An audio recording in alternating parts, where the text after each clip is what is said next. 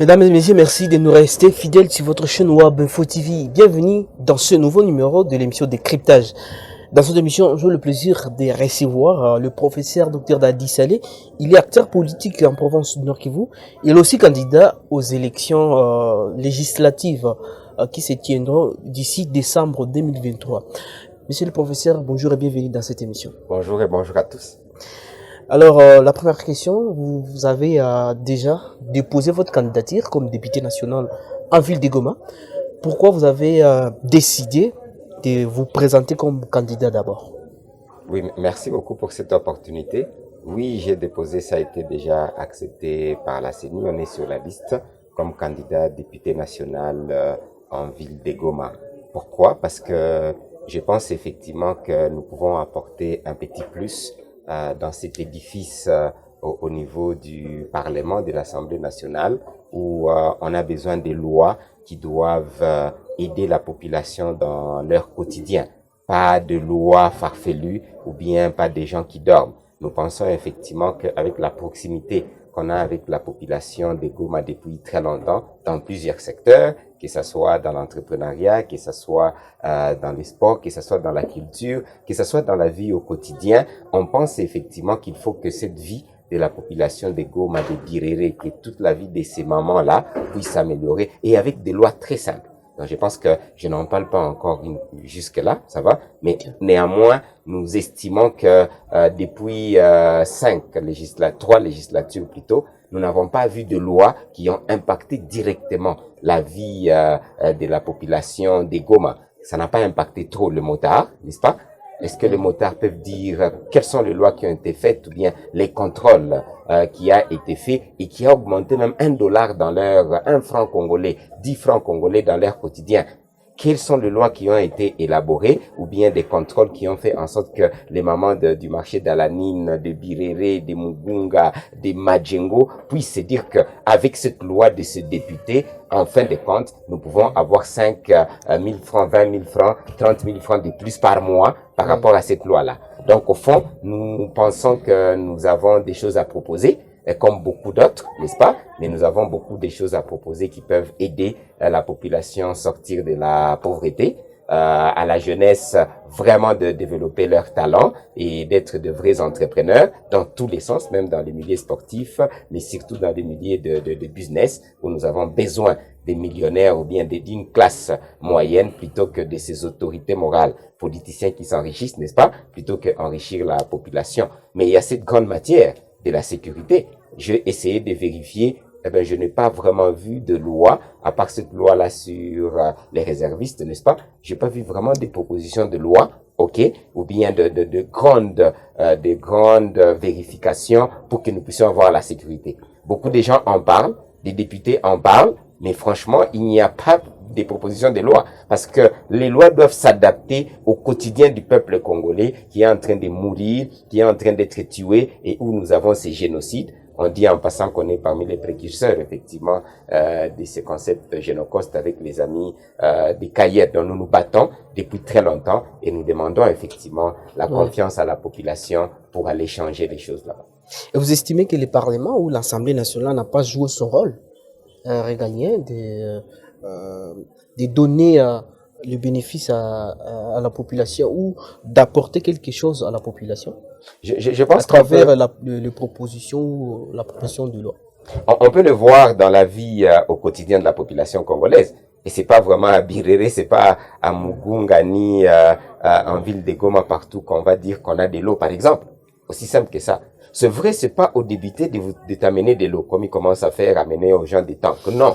C'est de faire des lois et de faire des contrôles, ça va, pour que nous puissions avoir de l'eau. Je ne pense pas que la population de Goma puisse dire que maintenant là, nous avons de l'eau comme il faut. On ne pense pas que la population de Goma puisse dire en général que non, tout va bien, maintenant nous mangeons bien, le quotidien va bien, et surtout du côté sécuritaire où nous vivons dans une sorte de psychose. Chaque fois, la M23 attaque Massissi, veut attaquer Goma, on ne sait pas exactement on est dans quoi. Chaque fois, il y a des inquiétudes au niveau de la frontière et tout le reste. Donc, plus de 83% des gens de la population congolaise vit en deçà du seuil de pauvreté. Donc, c'est une pauvreté extrême. L'insécurité, nous les savons déjà. 40 voleurs, kidnapping. Dernièrement, on a tué notre enfant, vraiment des enfants lâchement abattus après kidnapping. C'est par la grâce que certains ont été libérés, des pasteurs. Quel que soit tout ce qui se passe, on sent qu'il y a un grand ça ne va pas. Donc nous pensons effectivement que ce sont plutôt les indicateurs qui parlent. Ça va? Les députés qui ont été là, félicitations pour le peu qu'ils ont pu faire. On sait quand même il y a un qui a essayé de se débrouiller, mais là je parle de 3 législatures. Je parle pas seulement de cette législature, parce que franchement, je défie un peu quiconque aimerait venir faire un débat avec nous et dire à la population quelles sont les lois exactement qui ont bénéficié à la maman d'Alanine d'avoir un 100 000 francs, un 200 000 francs de plus que ce qu'elle a. Quels sont les services que, effectivement, les motards peuvent se dire, on a eu un député 2, 3, 4 pendant ces 3 législatures, il a plaidé pour que nous puissions améliorer notre vie. Où sont effectivement ces lois-là qui ont amélioré notre santé? Ça va. Au contraire, exactement, les députés déjà très riches et certaines personnes qui pillent la nation, c'est qu'ils tous et aller payer des factures, n'est-ce pas? Aller payer des factures à la population, paupérisée par eux-mêmes, par le fait que le travail n'est pas du tout bien fait. Donc, je sais qu'il y a quand même un travail fait, mais en tant qu'enseignant aussi, ça va. Écoutez, quand quelqu'un a 20%, donc il ne mérite plus. Mais 20%, c'est-à-dire qu'on a répondu quand même à des questions. C'est pas que c'est nul. 100%, il y a quelque chose, mais j'estime qu'on peut, pour l'intérêt du peuple congolais qui vit dans la misère, dans les désespoirs, améliorer largement et très facilement. Mais on devait commencer déjà par la réduction de ces 21 000 $. La réduction. Donc, ben oui, écoutez, les gens pensent qu'on va le dire encore en blaguant.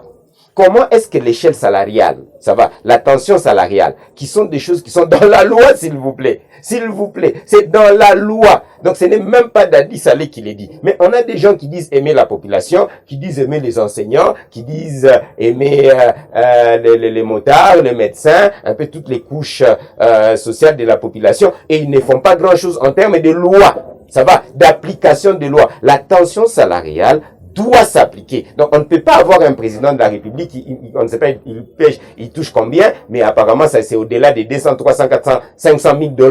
Ça va, par mois. Ça, c'est inconcevable. On ne peut pas avoir un premier ministre ou bien des députés 21 000 $. Les ministres, apparemment, ils sont au-delà des 50 000 $. Les DG n'en parlons même pas. Ça ne respecte pas la loi. Et tout avantage confondu. On ne parle pas seulement des salaires d'une façon brute et nette. Non, ainsi que les avantages. Tu peux pas avoir des avantages, ça va, énormes et que la population n'a rien. Comme on les voit. Allez tout simplement à Madjengo, vous allez constater là l'extrême pauvreté. Allez effectivement à Mugunga. Même à Imbi, s'il vous plaît. C'est un peu partout. Il y a des gens, effectivement, qui font un peu semblant, la petite classe des 10% de personnes qui essaient de se débrouiller et nous vivons un peu comme si de rien n'était. La misère est extrême. Donc, moi, mes indicateurs, c'est la population. Mes indicateurs, ce ne sont pas ces députés qui ont maintenant des jeeps, qui ont maintenant chacun des hôtels, et ils ont les luxes, et ils distribuent à qui ils veulent des véhicules, etc. Non, ça, ce n'est pas le rôle d'un député. Les députés doivent faire des lois, les contrôler, arranger, ça va faire tout ce qu'il y a comme contrôle pour que la population puisse... Exemple simple, parce pour que les gens comprennent qu'on ne va pas aller là-bas blaguer. Exemple simple, ça va. Pour quelle raison nous avons jusqu'aujourd'hui des tomates, des carottes, effectivement, qui viennent du Rwanda, et que nous avons le petit commerce qui est réservé aux Congolais, mais là, nous avons, c'est plutôt les Rwandais, les Ougandais, même les Chinois, les Libanais, qui vous vendent même le pain. Ça va? En détail, je précise. Ça, c'est réservé aux Congolais. Où sont ces députés pour que cela puisse changer? J'ai dit radicalement. On ne peut pas avoir des maçons rwandais, burundais qui viennent travailler comme si de rien n'était. Et pourtant, nous avons effectivement nos papas, nos mamans et des maçons. Moi, je viens des litiges de Mbosco Ngangi. On a plein de maçons, mais qui n'ont pas les boulots, tout simplement parce que maintenant, ce sont les maçons du Rwanda, ça va, qui travaillent. Et bien sûr, et même pour les routes, qui exécutent. La sous-traitance est supposée être réservée aux Congolais, mais qui en bénéficie? C'est plus les étrangers. Donc, ce sont de petites choses, chers amis. Je suis convaincu. Si vous nous donnez cette opportunité, vous allez voir que ça va se passer en action. Pas de français, pas de tralala, non. La population doit voir les résultats d'un élu, d'un député qui fait des lois pour l'intérêt de la population, pas des lois pour l'intérêt de l'autorité morale. Il y a quelqu'un là qui a fait des lois par rapport à l'agriculture, mais c'était pour détruire notre agriculture en général. Les gens ne connaissent même pas. Je ne vais même pas en parler, je ne vais pas entrer dans des polémiques. Ça va, il y a quand même une loi qui est passée qui concerne l'agriculture, mais quels sont les agriculteurs de Goma qui bénéficient de cette loi-là? Ben presque pas. Donc au fond, 15 ans durant, 3 législatures, on a tout un tas de députés, en grande partie, qui ne font pas leur boulot comme il faut. On félicite au moins 1 ou bien 2, 3, comme j'étais en train de le dire, on a senti certains contrôles par rapport à la sécurité et à l'insécurité. On s'est dit, au moins celui-là était un peu sérieux. Même si c'est insuffisant, mais au moins il y a quelque chose. Je vous assure, il y a de quoi amener une bonne pierre et pas une petite pierre. Si on a cette opportunité-là, dans moins de 3 mois, 4 et 6 mois, les effets sur terrain devront se faire voir. Pas quelqu'un qui vient distribuer. Non. Où les lois vont permettre effectivement à la population de Mugunga, ça va, de vivre un peu légèrement mieux. Ça va. Je parle de loi et de contrôle. Et quand si cela ne se fait pas, alors là, les députés ont le devoir d'informer. Ok, j'informerai exactement à la population. Voilà ce qui nous bloque. C'est qui nous bloque là-bas pour que la population ne puisse pas avoir son pain au quotidien et l'améliorer. Quelqu'un doit être reconnu. Et malheureusement, ce sont les autorités morales qui bloquent. Parce que vous le dites, il y a certains députés qui se plaignaient ou qui se plaignent parce que ils sont peut-être de l'opposition. Ils sont en minorité. Que non, les speakers de l'Assemblée ou le président de l'Assemblée bloquent certaines lois où, au niveau, lorsqu'il y a plénière, on ne leur donne pas ou on ne leur accorde pas la parole. Alors qu'ils ont de matière ou quelque chose à apporter pour la population. Est-ce que ce n'est pas un problème quand on a les mains liées et qu'on est dans une minorité? Non, on ne peut pas avoir les mains liées. La majorité doit faire son travail et l'opposition doit faire son travail, n'est-ce pas? Et je vous précise que en ville de Goma, c'était plutôt 4 personnes députés qui étaient de la majorité, à ma connaissance. Il n'y a qu'un qui était de l'opposition. Même si certains sont passés, faisons attention, même si certains sont passés comme députés de l'opposition, mais vite, rapidement, dans quelques mois, ils étaient déjà de la majorité. Vous comprenez de quoi je parle, pour ne pas polémiquer. Donc, nous avons au minimum 4 députés qui n'ont pas d'excuses dans ce sens-là, messieurs les journalistes. Je suis un peu concret, parce que là, je parle de la ville de Goma. Je sais que c'est une règle au niveau national, c'est un problème, mais comme l'opportunité m'est donnée, en ville de Goma, franchement, sur les 5 qui étaient passés, 4 ont fini, ou bien jusque-là, ce sont des gens de la majorité. Donc, ils n'ont pas de main liée. Ils ont de mains liées où? Ils ont juste de mains liées par l'argent qu'ils bouffent et par leur autorité morale. Donc, ils ne comprennent pas que... Il y a certains de l'opposition qui n'ont pas... Il y a un de l'opposition. Je suis précis. Oui. Comme ça, on ne fait pas un débat comme des petits enfants, n'est-ce pas? Oui. Je suis précis. Il y a un de l'opposition qui a quand même fait son travail. Si vous voulez, on cite les noms. Mais il y a un de l'opposition qui a quand même essayé de faire son travail par rapport au moins au contrôle, n'est-ce pas? Dans la commission de sécurité. Ça va, il a essayé. Malheureusement, certaines de ces lois n'ont pas passé. Oui, nous sommes tout à fait. Non, il n'a pas non plus proposé beaucoup de lois, ça il faut le dire. Il y a certaines qu'il a proposées. Oui, c'est pas passé. C'est normal, c'est ce qu'on dit. Oui. C'est normal, c'est ce qu'on dit. Nous avons dit il y a au moins 20%. Et celui-là, d'ailleurs, nous l'avons vendu. Je l'ai répété. Il a au moins fait un travail. Parce qu'effectivement, ceux qui sont dans la majorité, parce qu'ils sont encore là, ils n'ont pas d'excuses. Vous êtes dans la majorité, vous devez vous mettre d'accord pour l'intérêt du peuple congolais. C'est la raison pour laquelle vous êtes dans la majorité. Oui. Sinon, sortez de là. Donc, s'ils ne font pas de travail pour le peuple congolais, si nous ne voyons pas le fruit des propositions de loi, je dis bien des fruits, parce que certains, à la dernière minute, ont fait des petites propositions de loi. Ça va? Une proposition de loi, et puis, où est la suite? On ne connaît même pas. Mais quand même, il y a une proposition de loi. Les députés, les représentants du peuple doivent gagner le match. Gagner le match, c'est-à-dire que vous faites une proposition et vous vous battez matin, midi, soir pour que votre proposition passe. Et quand ça ne passe pas, c'est à vous encore une fois. Vous avez l'obligation de revenir auprès de la population pour dire, chère population, cher chef, c'est vous qui m'avez envoyé là-bas. Voilà tout ce que j'ai fait. Avec preuve, pas des petites vidéos, s'il vous plaît. Pas des petites vidéos comme les gens de la société civile qui se plaignent, etc. Les députés, son travail n'est pas de se plaindre. Le travail d'un député n'est pas de faire des plaidoyers. J'ai fait des plaidoyers pour vous. Non. Il ne s'agit pas de ça. Il s'agit de se battre comme un homme qu'on a envoyé pour que tes lois que tu as proposées, tes rectifications de loi puissent passer. C'est tout. Déjà proposé, c'est une petite phase. C'est très bien. Merci. Mais ton rôle, tu as 5 ans pour quand même faire passer au moins 1 à 2, 3, 4 lois, mon Dieu. Ce n'est pas compliqué. et que nous puissions voir les résultats. Ne dites pas seulement qu'il a fait une proposition. Mais tu as fait une proposition et puis quoi? C'est bien déjà, mais le résultat, s'il vous plaît, est que l'impact dans la population doit se faire voir. Alors, certaines personnes ont 15 ans, parce que nous avons certains anciens députés, bon, ils sont encore députés, qui reviennent encore une fois. Après 15 ans, il n'y a même pas une à deux, trois, quatre lois. 15 ans, 3 législatures. Franchement, on a des courageux. Mais bien sûr, quand il dit, où sont mes 15 millions?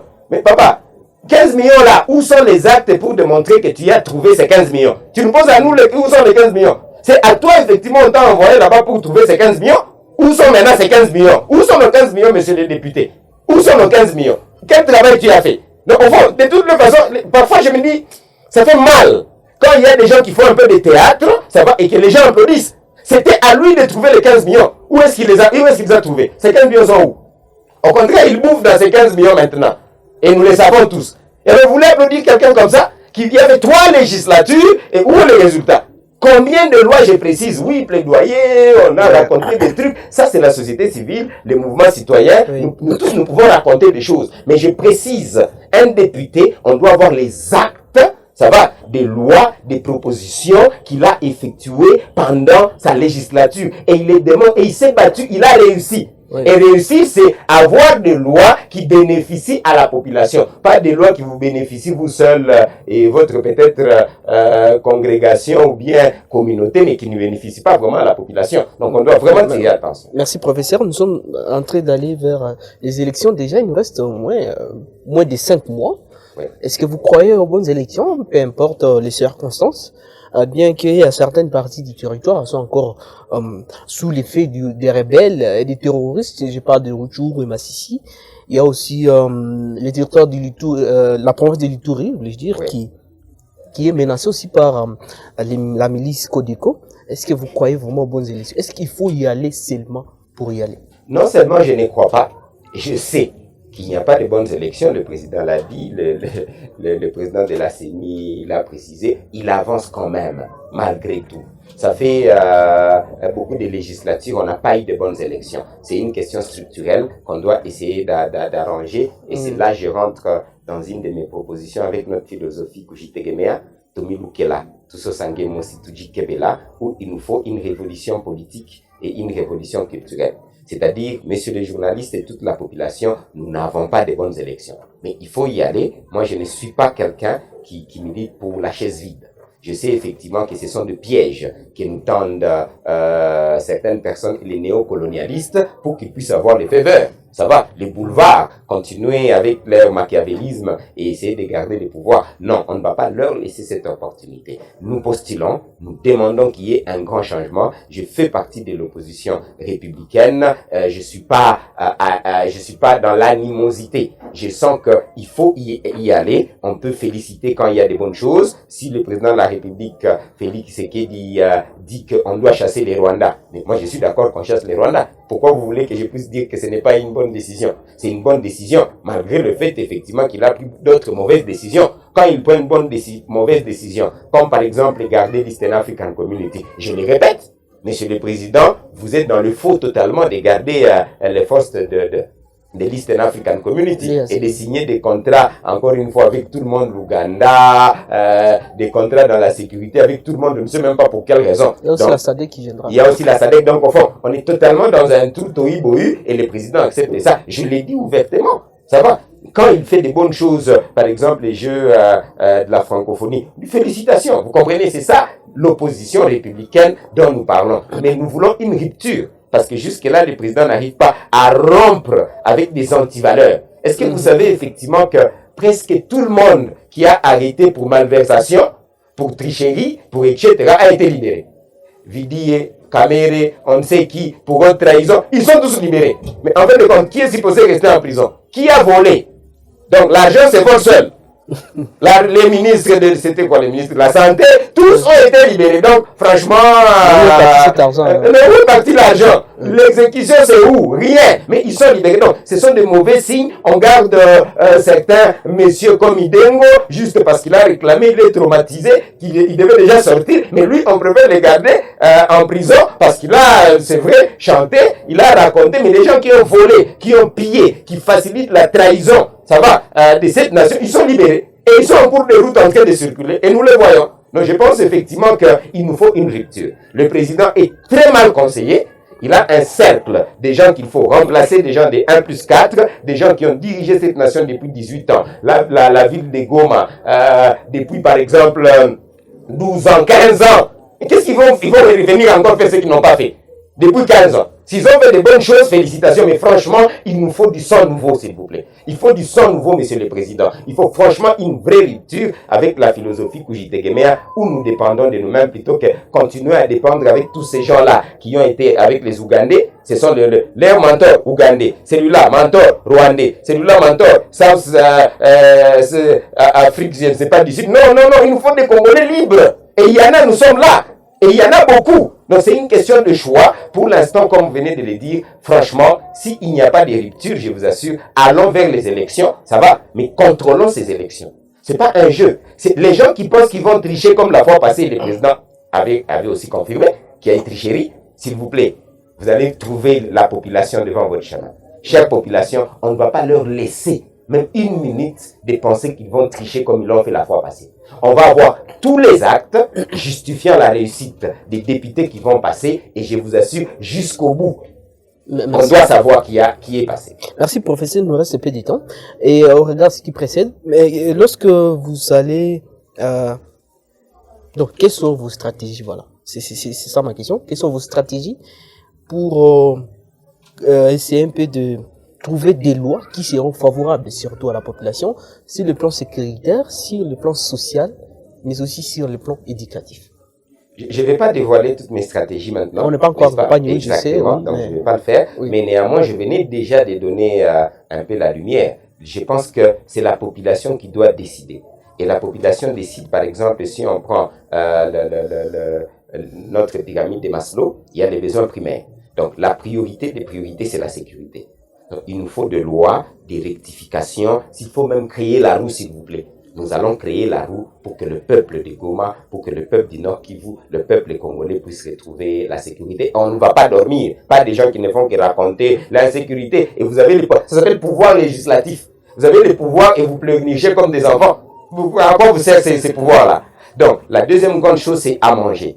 S'il vous plaît. On ne peut pas, ventre creux n'a point d'oreille. Et ces gens-là ont compris. Ils paupérisent la population, effectivement, pour revenir leur donner des jeeps, $10, 50, $100, et acheter même certains de nos vaillants, même des mouvements citoyens. Vous comprenez que le mal est profond. C'est-à-dire, effectivement, que nous devons récupérer notre économie en main. Non seulement tous les contrats qui sont léonins, et nous les savons, et ça continue. On a encore un autre contrat très léonin à Bukavu, etc. par rapport à l'or. Donc au fond, c'est un peu comme si on a des députés qui ferment les yeux. Comment est-ce qu'on peut signer des contrats comme ça et il n'y a pas vraiment de vrai contrôle pour se dire que ce contrat ne peut pas passer puisque ça ne sert à rien pour la population congolaise? Qu'est-ce qui se passe ici à Walikale? Combien de contrats qu'on devait déjà rompre? Combien de contrats qu'on a déjà ici? Ça va? Dans l'essence même des services et même des contrats dans l'essence des routes. Ça va? Tous ces contrats-là, pourquoi est-ce que c'est donné aux étrangers? Non, s'il vous plaît, je suis pas en train de blaguer, chers amis. Nous allons révisiter tous ces contrats-là.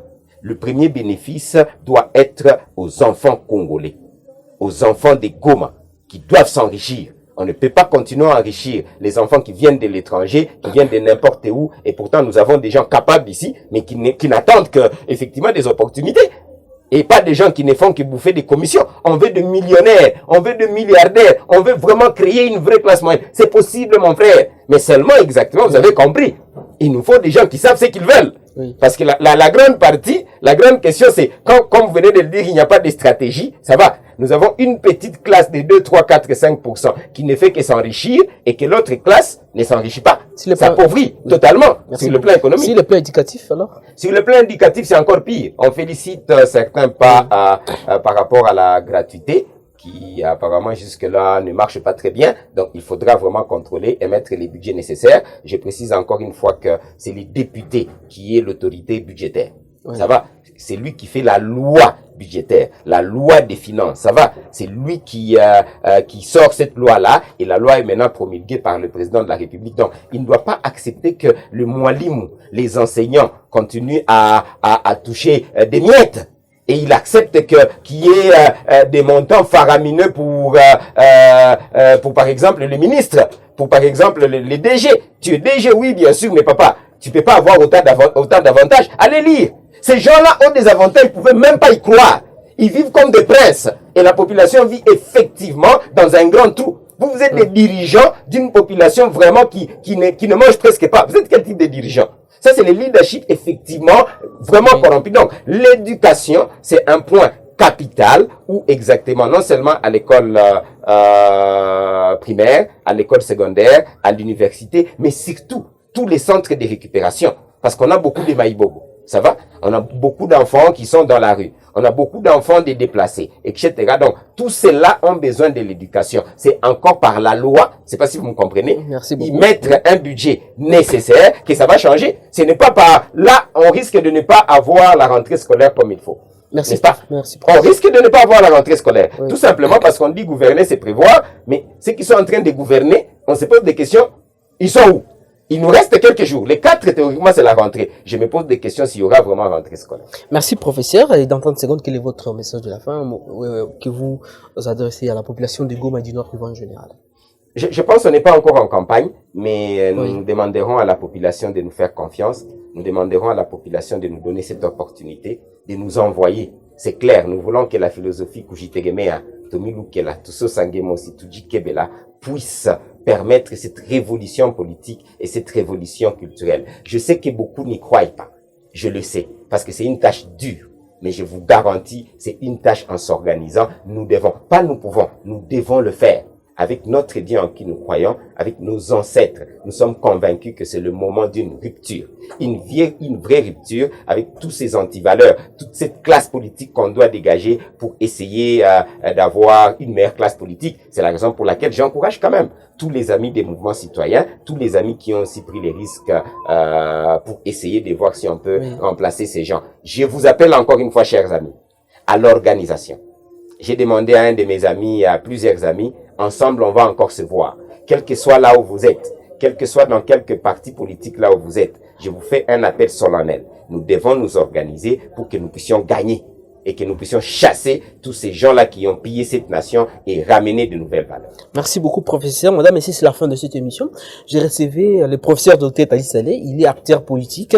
Il est aussi candidat aux élections législatives nationales en ville de Goma. Monsieur le professeur, merci d'avoir accepté notre invitation. C'est moi qui vous remercie. À vous tous, je vous dis merci de nous avoir suivis et je vous fixe un autre rendez-vous la semaine prochaine avec le même plaisir. Au revoir.